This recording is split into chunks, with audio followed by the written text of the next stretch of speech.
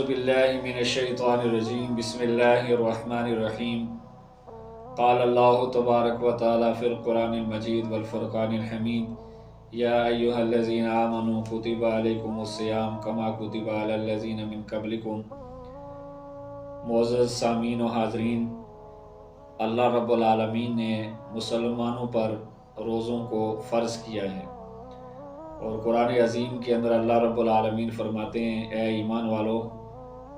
کتب علیکم الصیام، تم پر روزے فرض کیے گئے ہیں، کما کتب علی الذین من قبلکم، جیسے تم سے پہلے والے لوگوں پر روزے فرض کیے گئے تھے۔ اللہ رب العالمین مسلمانوں کو یہ بتانا چاہتے ہیں کہ یہ کوئی ایسی عبادت نہیں ہے کہ جو صرف تم پر فرض ہے، بلکہ تم سے پہلے والی جو امتیں ہیں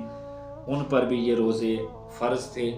اور روزے کی فرض کی حقیقت اللہ رب العالمین نے فرمائی ہے کہ لعلکم تتقون، تاکہ تم تقوی اختیار کرو، پرہیزگاری اختیار کرو، اللہ سے ڈر اور اللہ کا خوف تمہارے دلوں میں آ جائے۔ پھر اللہ رب العالمین نے فرمایا کہ چند گنتی کے دن ہیں، ایام معدودات، چند گنتی کے دن ہیں، 29 دن ہیں یا 30 دن ہیں۔ روزے کے اندر بڑی حکمتیں ہیں۔ حضرت ابو ہریرہ رضی اللہ تعالی عنہ کی روایت ہے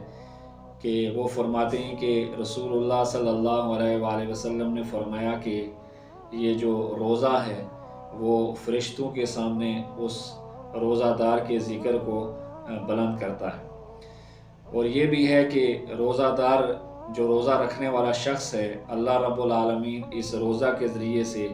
اس انسان کے جسم کی جو بیماریاں ہیں ان کو شفا میں تبدیل کر دیتے ہیں۔ روزے کی وجہ سے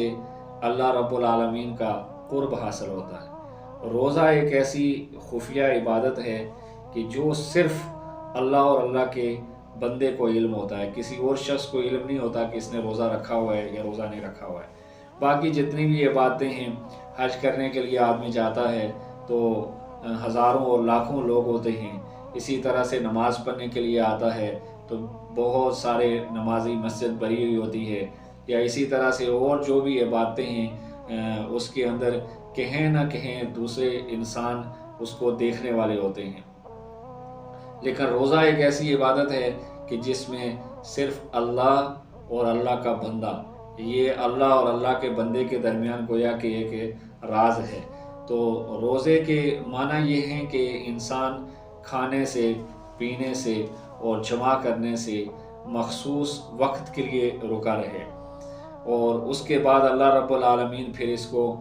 رات کو اجازت دے دیتے ہیں کہ ظاہر ہے انسان سحری بھی کرتا ہے، انسان کھانا کھاتا ہے، افطاری کے بعد انسان اچھا خاصا کھا لیتا ہے۔ تو اللہ رب العالمین کے اس فرض کو ہر حالت میں ادا کرنا چاہیے۔ اور پھر سال کے اندر کچھ دن ایسے ہیں کہ جن کے اندر اللہ رب العالمین اور اللہ کے نبی صلی اللہ علیہ وآلہ وسلم نے روزہ رکھنے سے منع کیا ہے،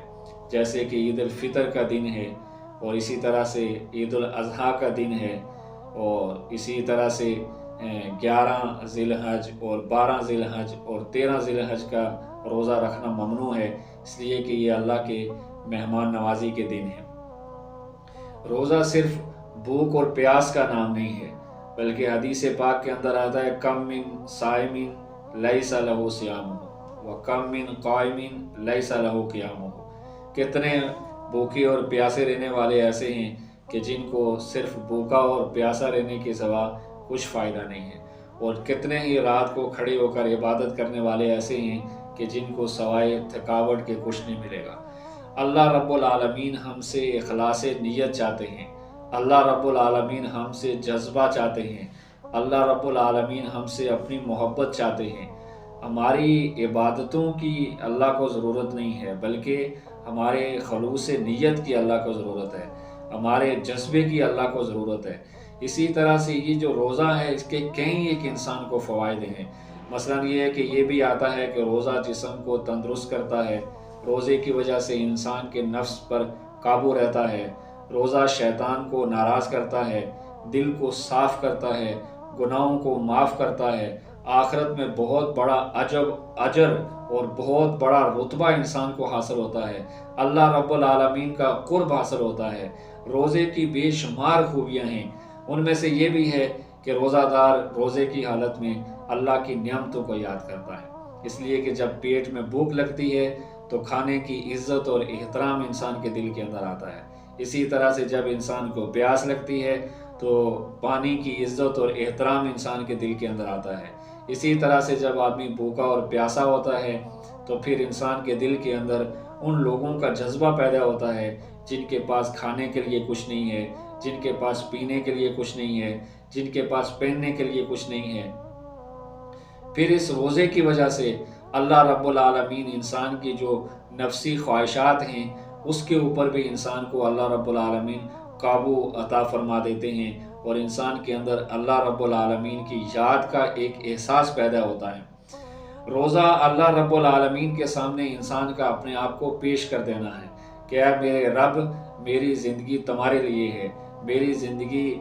آپ کے لیے ہے، میرا اٹھنا اور میرا بیٹھنا اور میرا کھانا اور میرا پینا ان صلاتی و نسکی و محیای و مماتی للہ رب العالمین، کہ میری نماز اور میرا روزہ اور میری زندگی اور میرا مرنا اے اللہ صرف آپ کے لیے ہے۔ اس رمضان کے مہینے کو اپنی زندگی کا قیمتی ترین وقت سمجھیں، سب سے بہترین وقت سمجھیں۔ کتنے لوگ ایسے ہیں جو پچھلے سال ہماری صفوں میں ہمارے ساتھ نماز تراویح پڑھ رہے تھے اور ہمارے ساتھ روزہ رکھ رہے تھے، ہمارے ساتھ افطاری کر رہے تھے، آج وہ ہماری صفوں کے اندر موجود نہیں ہیں، آج وہ ہماری افطاری میں موجود نہیں ہیں، آج وہ ہماری نمازوں کے اندر موجود نہیں ہیں، وہ اس دنیا سے منتقل ہو چکے ہیں، عالم برزخ کی طرف چلے جا چکے ہیں۔ اس لیے اس رمضان کے مہینے کو اپنے لیے غنیمت سمجھیں اور اس کے اندر عبادت کریں۔